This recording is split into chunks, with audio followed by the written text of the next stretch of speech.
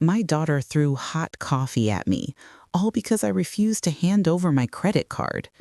That was the moment my world shifted. The moment I realized that love, respect, and family ties can shatter in the blink of an eye. But here's the question that still lingers in my mind. How does a child, someone you raised with tenderness and care, transform into a person who sees you not as a mother, but as a bank? That single act of anger revealed more than just a clash over money. It uncovered years of entitlement, unspoken resentments, and a dangerous imbalance of power between us. And as much as it hurt, I knew this story wasn't just about me. It was about every parent who has ever felt used, betrayed, or disrespected by their own children. What happened in my kitchen that day was not just an outburst, it was a wake-up call. A turning point that forced me to ask, where did I go wrong, and how far would my daughter go to get what she wanted?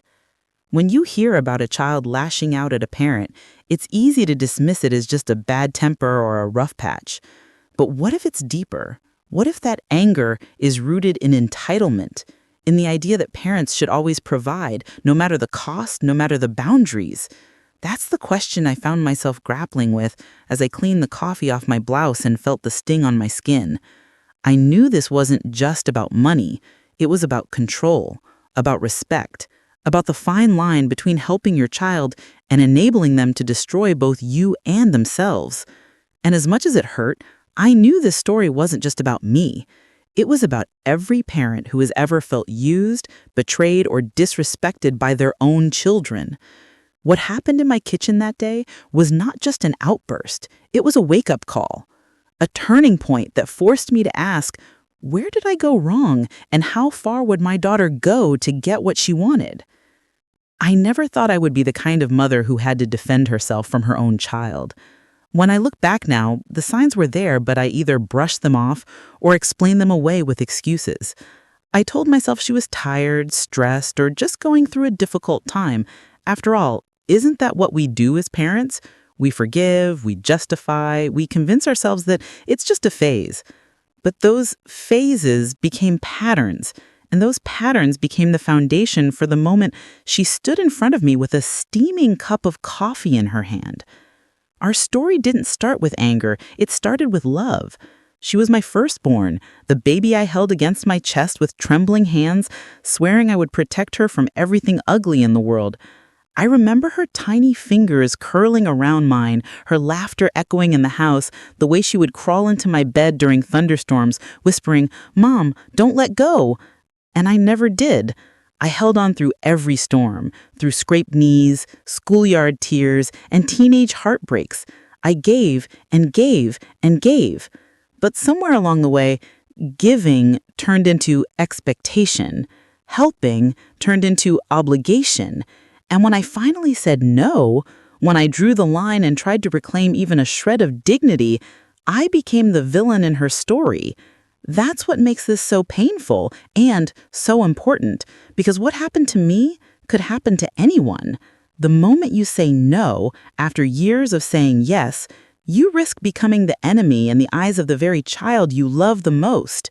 The truth is, family betrayal cuts deeper than anything else. It's not just the act of throwing coffee or shouting or demanding, it's the silence that follows. The way you sit alone in your kitchen afterward, asking yourself how your own flesh and blood could turn against you. And the more I thought about it, the more I realized this isn't just my story, it's a mirror. A mirror for anyone who has ever questioned whether love is enough to hold a family together. A mirror for every parent who has been taken for granted, who has wondered if setting boundaries makes them cruel or selfish or unloving. So why does this matter? Because stories like mine force us to confront uncomfortable truths. They make us ask, what do we owe our children and what do we owe ourselves? How do we balance love with self-respect? How do we draw boundaries without losing the very people we love most?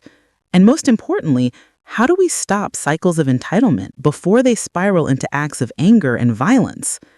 In the coming moments, I'll take you deeper into this journey, not just the moment my daughter's anger boiled over, but the years that led to it, the small signs I ignored, the requests that turned into demands, the love that slowly twisted into dependency.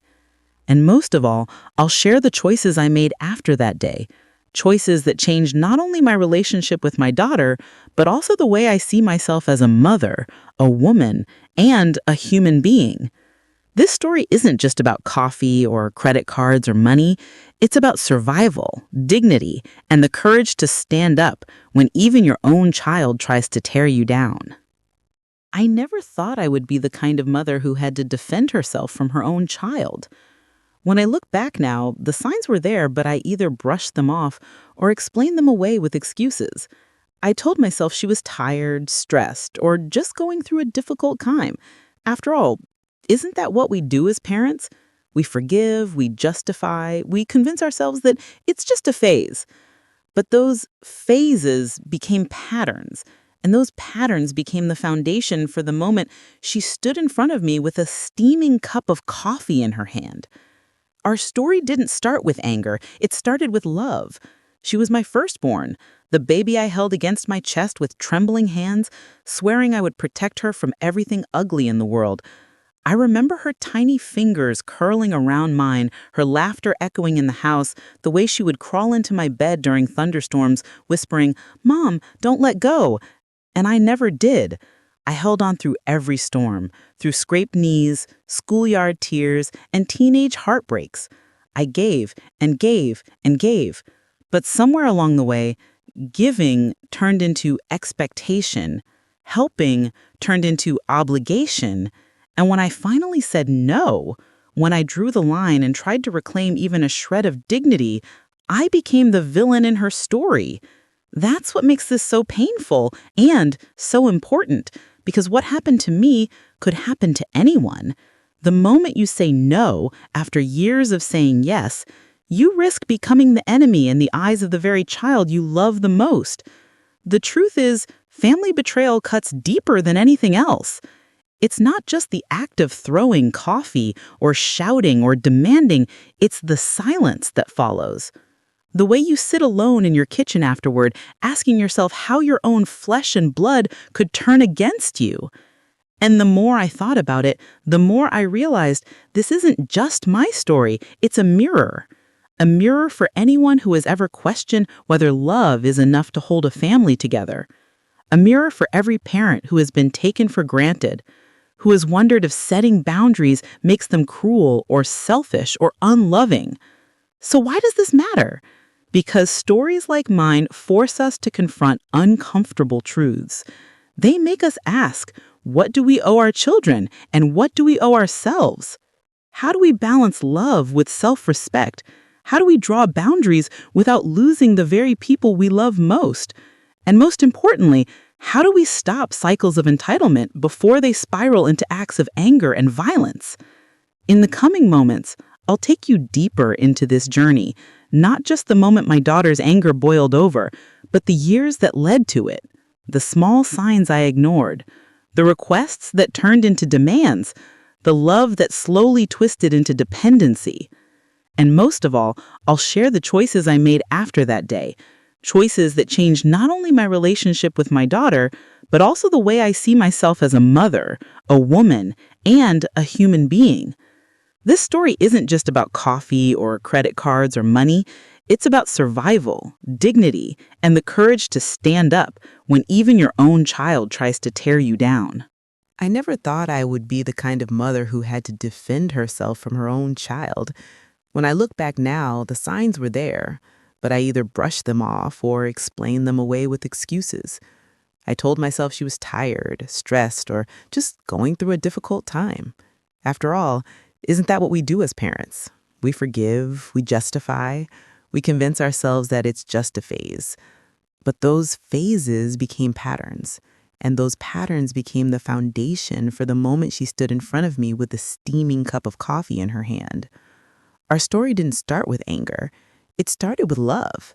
She was my firstborn, the baby I held against my chest with trembling hands, swearing I would protect her from everything ugly in the world. I remember her tiny fingers curling around mine, her laughter echoing in the house, the way she would crawl into my bed during thunderstorms, whispering, "Mom, don't let go." And I never did. I held on to every storm through scraped knees, schoolyard tears, and teenage heartbreaks. I gave her all of me, sometimes more than I even had to give. When her father left us, I became both mother and father. The bills piled up, the long shifts at work drained me, but I refused to let her see me crumble. I wanted her to believe in stability, even if it meant I had to stay up late worrying about how I would pay for groceries or rent. I took overtime shifts and skipped meals just so she could have what her friends had: new clothes, a phone, the latest shoes. I told myself I was investing in her happiness, in her confidence, in her future. And maybe in a way, I was also trying to fill the hole her father left behind. But somewhere along the way, those sacrifices blurred the line between giving and enabling. At first, her requests were innocent: a little money for lunch, a few dollars for a school trip. Then they became bigger: a new laptop, expensive clothes, nights out with friends. Each time I convinced myself that if I gave her what she wanted, she would feel loved, secure, and grateful. Except gratitude slowly disappeared. Instead, there was expectation. It wasn't "thank you, Mom." It was "Mom, I need this. Mom, I want that." By the time she turned 20, she was living at home, going to college part-time, and spending more money than I even made in a week. Credit cards became her lifeline, but they weren't hers. They were mine. I told myself she would pay me back when she got her degree, when she started working. I wanted to believe that this was temporary, that she was still finding her way. But deep down, I knew she was learning something dangerous, that she could rely on me to pick up the pieces no matter how careless she became. The day she asked me to co-sign a loan for her, I felt my stomach twist. I hesitated, finally saying, "No, honey, I can't. I just can't take that on." Her face changed in an instant. Gone was the soft expression of a daughter asking her mother for help. In its place was something hard, cold, entitled. "You're supposed to support me. What kind of mother refuses her own daughter?" Those words haunted me because they weren't just about money. They were about my identity. Was I still a good mother if I started saying no? Or was I betraying the very promise I made when I held her in my arms for the first time? That was the beginning of the tension that grew between us. Every no I whispered felt like an act of war, and every yes felt like another nail in my own coffin. I tried to talk to her about budgeting, about responsibility, about earning her own way, but those conversations always ended in shouting. "You don't understand how hard it is," she would say. And maybe I didn't, at least not in her eyes. But I understood what it was to work hard, to sacrifice, to live without so your child could live with. The worst part was the silence that followed those fights. She would storm into her room, slam the door, and leave me sitting alone at the kitchen table staring at the unpaid bills spread out in front of me. Sometimes I would look at the photographs on the wall: her kindergarten graduation, her smiling at a birthday party, her arms around me at Christmas, and wonder how that little girl had grown into someone who could look at me with such resentment. I blamed myself. I told myself I had spoiled her, that I had made mistakes as a single mother trying to make up for everything she lost when her father walked away. I tried harder, gave more, swallowed my frustration, and prayed that one day she would wake up and realize how much I loved her. But love, I learned, is not always enough to prevent entitlement from taking root. The day she threw the coffee, it wasn't about caffeine or even the card. It was years of tension exploding at once. But in the weeks leading up to that moment, there were warning signs that I ignored. I remember one night when she came home late, her voice sharp, her eyes blazing. She demanded, "You need to give me your card." I asked what for, and she waved me off, muttering something about bills and being stressed. I said no. She screamed, told me I was ruining her life. That night, I cried myself to sleep. But I still told myself it was just a rough patch. I think that's what parents do. We believe in our children even when they give us every reason not to. We hold on to hope even when reality is clawing at us. I wanted to believe she would change, that she would see me as her mother, not her ATM. But the truth? was marching toward me with every slammed door, every insult, every demand. And when that hot coffee splashed across my skin, it wasn't just liquid. It was a confirmation, a brutal reminder that my daughter had stopped seeing me as a mother long ago. That day was not the beginning. It was the climax of a story that had been writing itself for years. And as painful as it was, it forced me to face the truth I had been avoiding. Sometimes, the person you love most can become the person who hurts you the deepest. And the only way to survive is to finally, painfully, draw the line. When I look back at it now, I realize that what happened with my daughter wasn't just about money or even about a cup of coffee. It was about power, control, and the slow erosion of boundaries that I had allowed for years. Saying no wasn't just me refusing to hand over my credit card. It was me breaking a pattern she had come to rely on. And when patterns are broken, people don't react calmly, they lash out. And that's what my daughter did. The coffee wasn't just hot liquid. It was rage. It was an entitlement. It was the sound of a grown woman telling her mother, "You don't get to change the rules." I began to see her behavior in a new light. Every argument, every demand, every insult wasn't just an isolated event. It was part of a bigger cycle, a cycle of expectation and reward. She expected, I provided. She pushed, I gave in. And the more I gave, the more she pushed. That's how entitlement grows. Not all at once, but slowly, like a weed you ignore in your garden. At first, you barely notice it. Then it spreads until it chokes everything else. The psychology of it is something I've thought about endlessly. Children who grow up getting everything they want often mistake love for provision. They think love means access, love means giving, love means never being denied. I never meant to teach my daughter that lesson, but somewhere along the way, that's exactly what she learned. She equated my love with my willingness to sacrifice myself, to dig into my pockets, to put her needs above mine every single time. The problem is, when love is tied to sacrifice without limits, it's no longer love. It's servitude. The first time I ever told her no, it wasn't just a denial. To her, it was betrayal. Imagine living your whole life believing the sun will rise every morning without fail, and then one day you wake up to darkness. That's what my no felt like to her. It wasn't a small thing. It was the end of her world as she knew it. And when people feel like their world is collapsing, they fight to preserve it. That fight came in the form of insults, screaming, and eventually hot coffee hurled across the room. But the deep pain for me wasn't the coffee or the words. It was the realization that my daughter had stopped seeing me as a person. She saw me as a resource. She looked at me the way someone looks at an ATM machine. You swipe, you withdraw, you move on.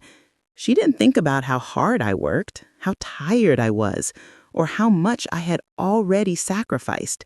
She didn't see my struggles, my sleepless nights, or the quiet moments where I sat at the table balancing bills while she slept peacefully in her room. She only saw what she thought she was owed. And here's the bitter truth. I helped create that mindset.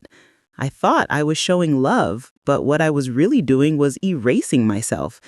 Every time I put her wants above my needs, I was teaching her that I didn't matter, that I was invisible, that the only value I had in her life was what I could provide financially. It's a hard truth to swallow, but I know now that I allowed it to happen because I was afraid. Afraid of her resenting me, afraid of her feeling abandoned, afraid of being seen as a bad mother. But what makes a bad mother? Is it the one who says no or the one who sacrifices herself until she has nothing left? That's the question that kept me awake at night. Society tells us that good mothers are endlessly giving, endlessly patient, endlessly forgiving. But no one tells you what happens when endlessly turns into empty.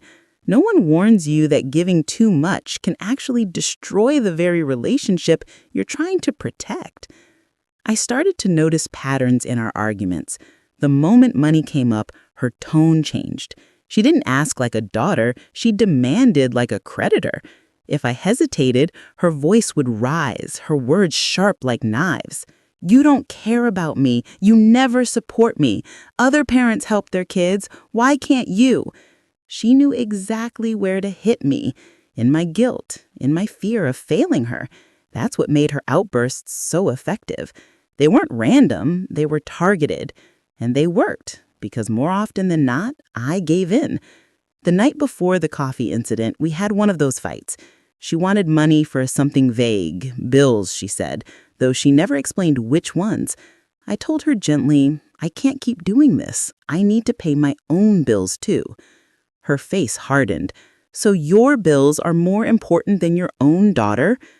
The words stung because they framed me as selfish. And mothers aren't supposed to be selfish. That's the trap we fall into. We believe that putting ourselves first, even for a moment, is wrong. But what I learned is that sometimes putting yourself first is the only way to survive. That coffee was a symbol of everything that had built up between us, the anger, the resentment, the power struggle. And in that moment, as it hit my skin, I realized that this wasn't just about finances anymore. This was about identity. Was I her mother or was I her servant? Was I a person or was I just a credit card with a heartbeat? The answer, painful as it was, became clear. I had to stop being what she wanted me to be and start being what I needed to be for myself.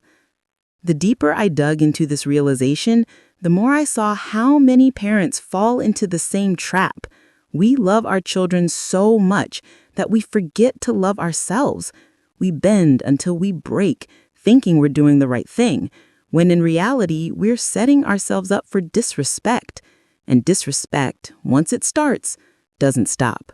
It grows, it escalates, and it consumes. That's why my story matters.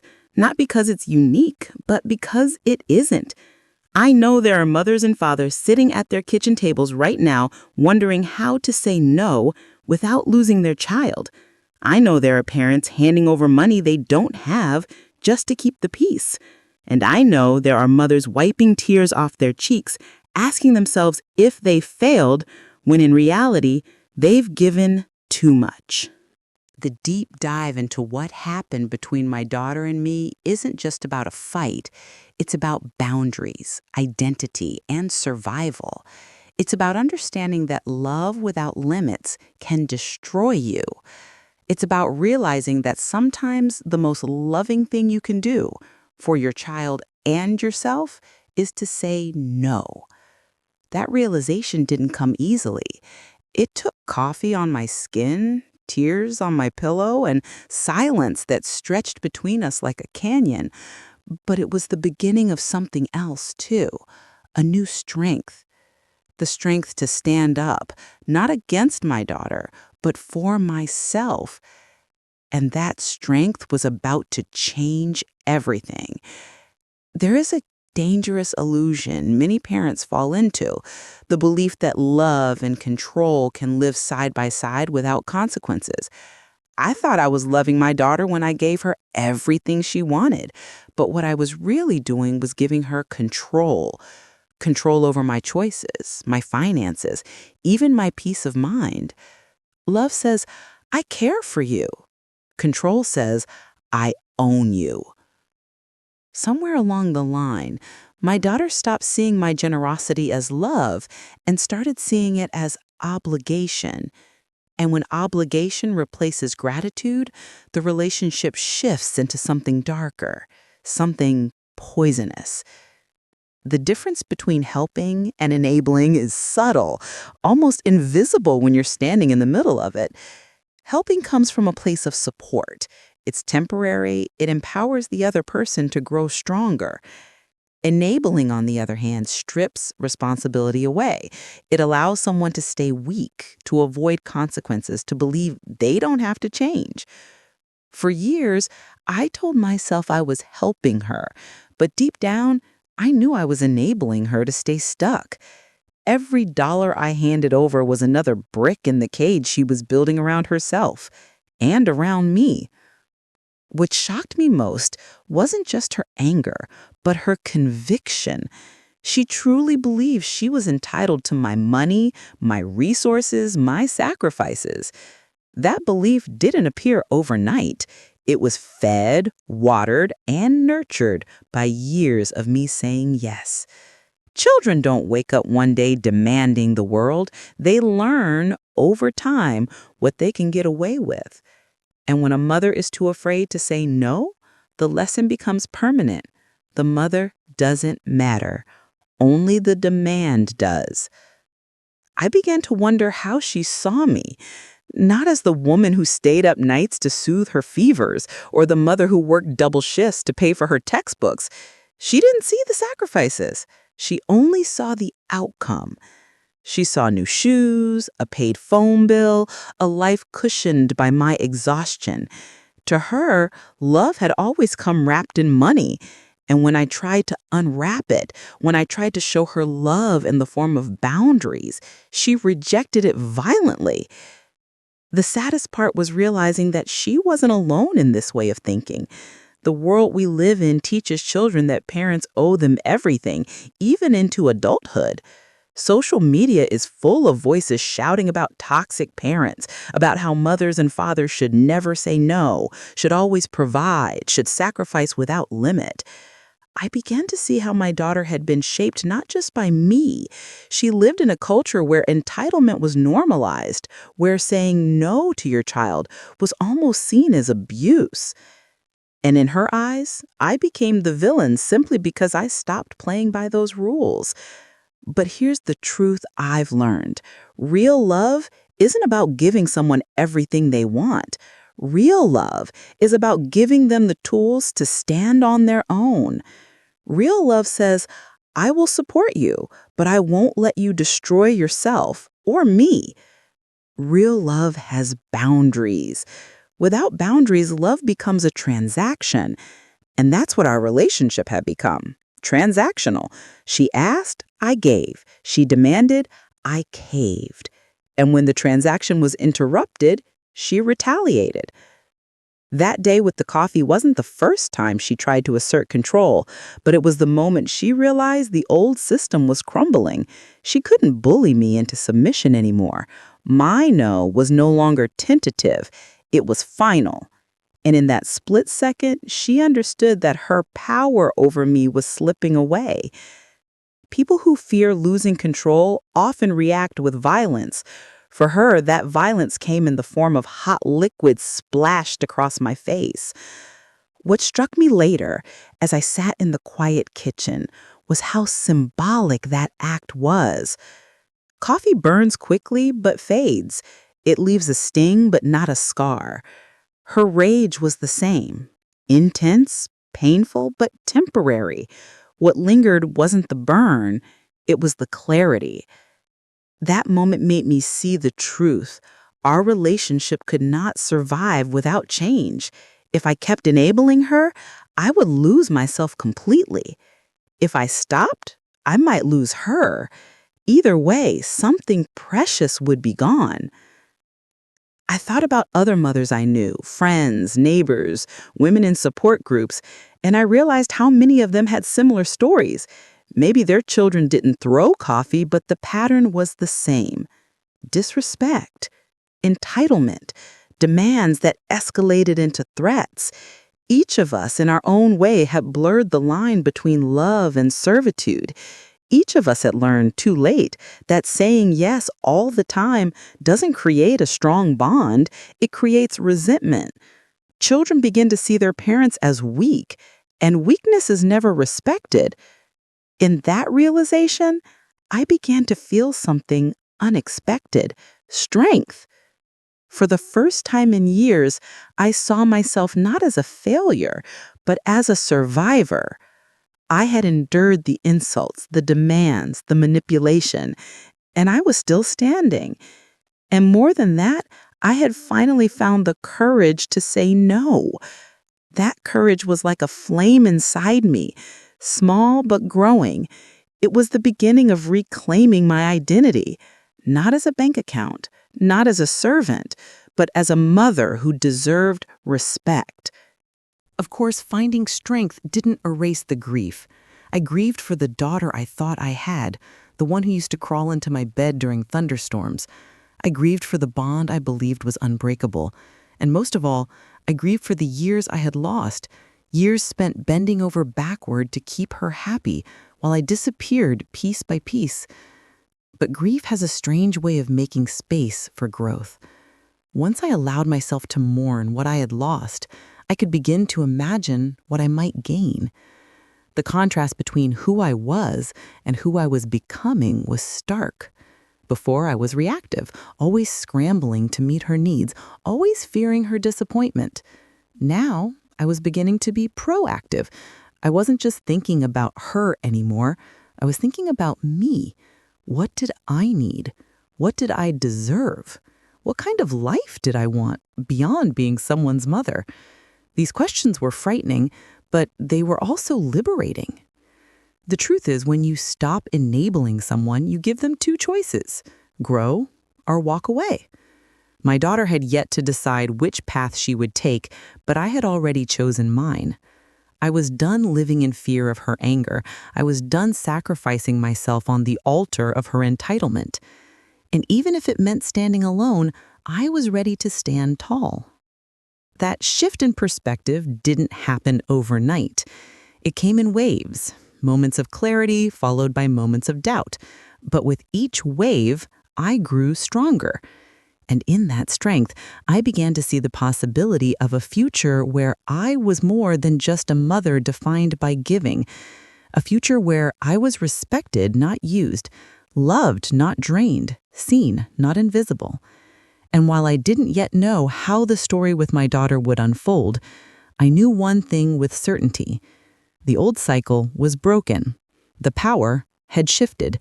And for the first time in a long time, it shifted back to me. One of the most haunting discoveries I made after the coffee incident was that I wasn't alone.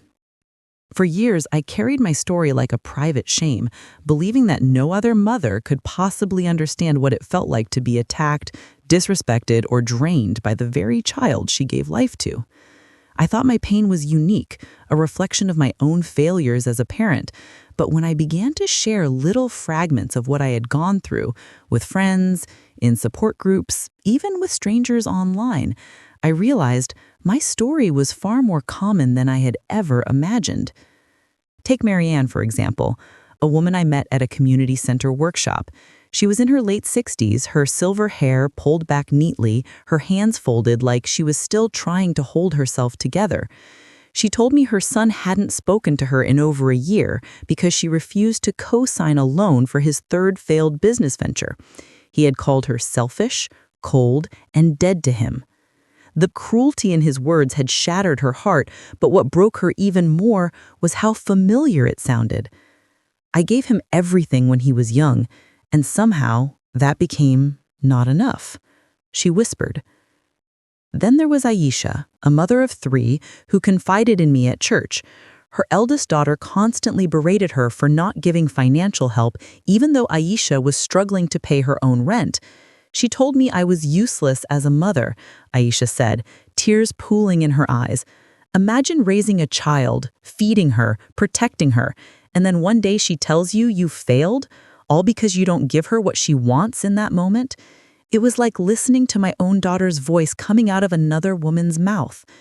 These stories weren't isolated tragedies.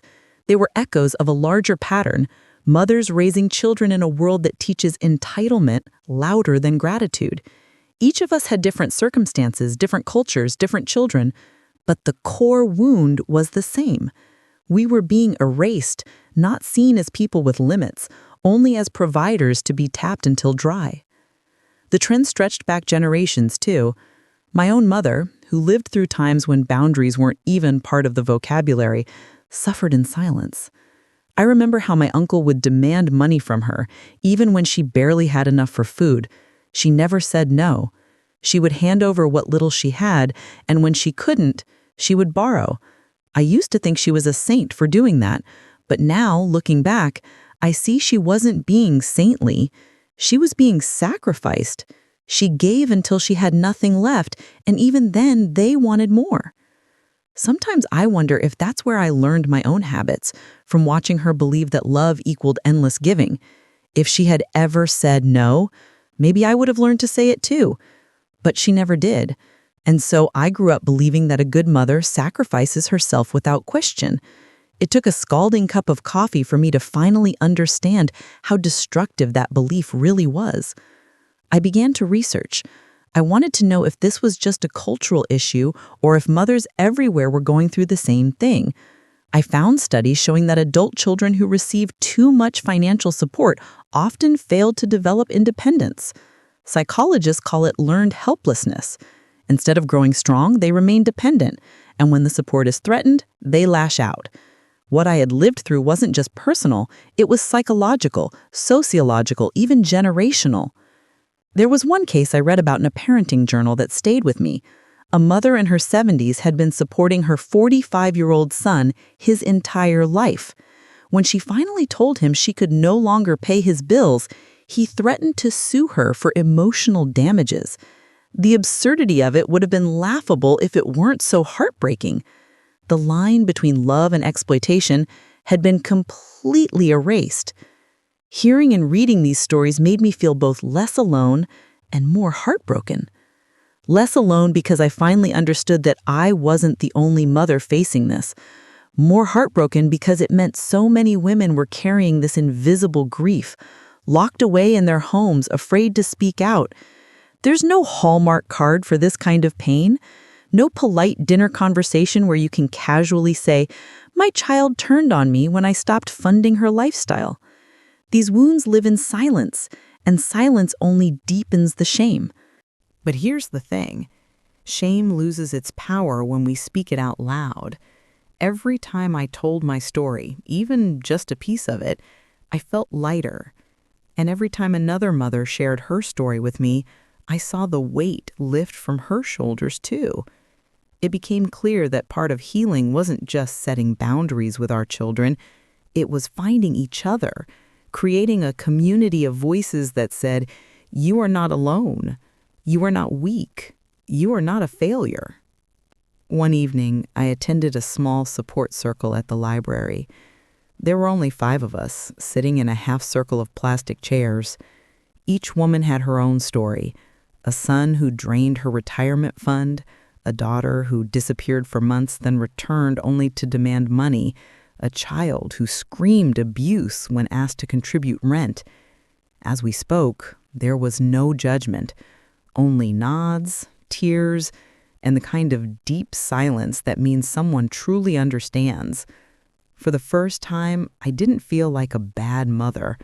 I felt like a human mother, flawed, imperfect, but trying her best in impossible circumstances. It struck me then that maybe the most dangerous myth we mothers believe is that love must always mean sacrifice. It doesn't. Love without boundaries is not love. It's servitude. And servitude breeds resentment on both sides. Children resent parents for being too soft, and parents resent children for being too demanding. The cycle spins until someone breaks it. I realized I had a choice. I could continue down the path my own mother walked, giving until nothing remained, or I could break the cycle. Breaking it meant enduring my daughter's anger. It meant risking estrangement. It meant stepping into a loneliness I had always feared. But it also meant reclaiming my dignity, my voice, and my right to exist as more than a provider. The other women in that circle were on the same journey. Some had already lost their children's affection. Others were still trying to rebuild strained relationships. But each of them, like me, was beginning to understand that survival required change. We couldn't undo the past, but we could decide how the next chapter would be written. And that's when I started to shift my perspective. My story wasn't a solitary tragedy. It was part of a larger chorus, a chorus of mothers who loved too much, gave too much, and finally, painfully, learned to draw the line. And in that chorus, I began to hear something new. Not just sorrow, not just regret, but also hope. Hope that our children might one day understand, hope that we might heal, hope that we might finally learn how to love in a way that didn't destroy us. I often replay that day in my mind. The sharp sting of hot coffee against my skin, the way her voice cracked with rage as she demanded my credit card, and the heavy silence afterward. For a long time, that moment defined me. I saw myself only as a victim, burned, betrayed, and broken by the one person I never thought would hurt me like that. But time has a way of reshaping even the deepest wounds, and I began to realize that what felt like the end of my story was actually the beginning of something else, a reckoning, a rebirth. When the smoke cleared, I started asking different questions. Not just, why did my daughter treat me this way, but what part did I play in teaching her that it was acceptable? That was the most painful realization of all. For years, I had blurred the lines between love and sacrifice. I had given and given, thinking that giving was proof of my devotion. I had silenced my own needs because I thought that's what a good mother does. But good mothers aren't meant to be martyrs. They're meant to be guides. And somewhere along the way, I had stopped guiding and started enabling. This wasn't just about money. It was about boundaries. Every yes I had given when I wanted to say no had been a silent lesson. Every late-night bailout, every extra bill I paid, every time I put her needs before my own, it all added up to a single message. Your desires matter more than mine. And when I finally flipped the script and said no, of course she was furious. To her, it wasn't just denial, it was betrayal. That realization was heavy, but it was also freeing. Because if I had helped create this pattern, then I could also begin to change it. And changing it didn't mean erasing my love for her. It meant reshaping it into something healthier, something that didn't devour me whole. At first, the change was terrifying. Setting boundaries felt unnatural, even cruel. The first time I told her she couldn't borrow money, she didn't just shout, she cried. She said things that cut me to the core. You don't love me. You're abandoning me. You're choosing yourself over your child. And a part of me wanted to give in just to make the pain stop. But I didn't. I held firm. And when I hung up the phone that night, I sat in the quiet and shook. It felt like I had just ripped off a piece of myself. But the next day, something shifted. I woke up with a strange sense of calm. For the first time in years, I wasn't waiting for her next request, her next demand, her next crisis. The air felt clearer, my chest lighter. I realized that setting boundaries wasn't just about protecting myself. It was about giving her the chance to grow.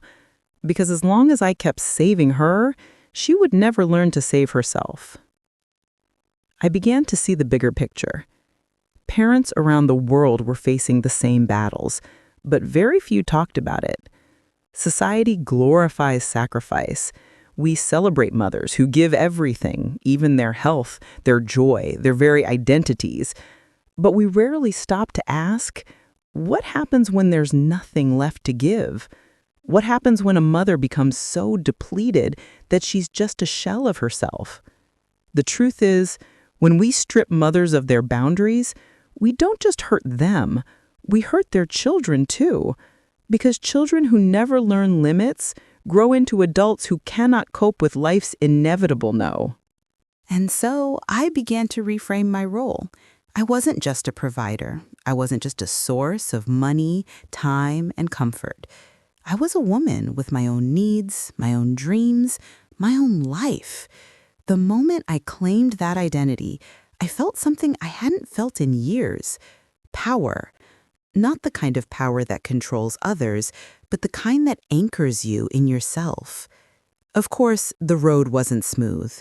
There were days when my daughter wouldn't speak to me, when she sent me texts filled with anger, when she made me feel like the worst mother alive. But I reminded myself that love isn't measured by how much you endure. It's measured by how much you grow, together or apart. And if she chose distance over respect, then I would carry that heartbreak with dignity rather than destroy myself to keep her close. Slowly, I began to rebuild not just my relationship with her, but my relationship with myself. I started small, joining a book club at the library, taking long walks without my phone, cooking meals that I enjoyed rather than ones she demanded. Each little step reminded me that I existed outside of her shadow. I wasn't just her mother, I was me. And here's the hidden truth I wish I had known years ago. Children do not respect endless giving. They consume it. They take it for granted. But they do respect boundaries. Even if they rage against them at first, boundaries are the quiet way we teach our children, this is how you treat people. This is how you treat me. And one day, this is how you must expect others to treat you. The world doesn't often talk about the mothers who walk this path because it's messy and uncomfortable.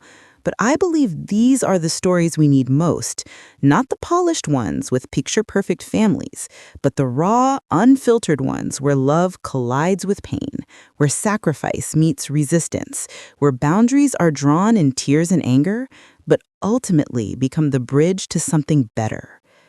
I don't know what the future holds for my daughter and me. There are days when I fear our relationship is fractured beyond repair, but there are also moments of hope, brief, flickering signs that maybe, just maybe, she is starting to see me not just as her mother, but as a human being. And if she doesn't, I will still stand firm, because I have learned that my worth as a mother, as a woman, and as a human being cannot be measured by how much I give or how much I endure. Some people will hear my story and judge me. They'll say, a real mother never turns her back on her child. But those are the ones who haven't lived through what I have. They don't know the weight of years spent carrying another person's life on your back, only to be told it's never enough. They don't know how it feels to finally collapse under the burden of endless giving. And perhaps, most importantly, they don't know that saying no is sometimes the most loving word a mother can speak. I share this story not because I have all the answers, but because I know there are countless others living in silence. Mothers who sit alone after a fight with their child, wondering if they are the villains for wanting peace. Parents who feel invisible, reduced to nothing more than wallets or lifelines. I want them to hear this and know you are not alone. You are not selfish. You are not unloving for setting boundaries. You're human. And you are allowed to protect yourself, even from the people you love most. So what comes next for me? I don't know. Maybe my daughter and I will find our way back to each other. Maybe we won't. But I know this. I am stronger now than I have ever been. I am no longer afraid of her anger, her rejection, or even her silence. Because I have reclaimed something she cannot take from me. My dignity, my voice, my worth. And that is the lesson I want to leave with anyone listening. Family can wound us in ways no one else can, but those wounds don't have to define us. We can choose to heal, we can choose to rise, and we can choose to say enough. If my story resonated with you, then you already know how powerful it is to break the silence. Too many parents, especially mothers, live in fear of being judged, so they keep their pain hidden. But by sharing, we build strength together. If you've ever been pushed past your limits by someone you love, if you've ever questioned whether you had the right to say no, then this space is for you. I invite you to be part of this community. Subscribe to this channel so you won't miss the stories that matter, the ones that challenge the myths, expose the truths, and remind us that even in betrayal, there is strength. Hit the like button if this story moved you, and share your thoughts in the comments. I want to hear your voice. I want to know your stories, your struggles, your victories. And most importantly, don't miss what's coming next. because this isn't the end. It's just the beginning of a larger conversation about love, family, and the courage to stand tall even when the people closest to us try to tear us down. Stay with me and let's walk this journey together.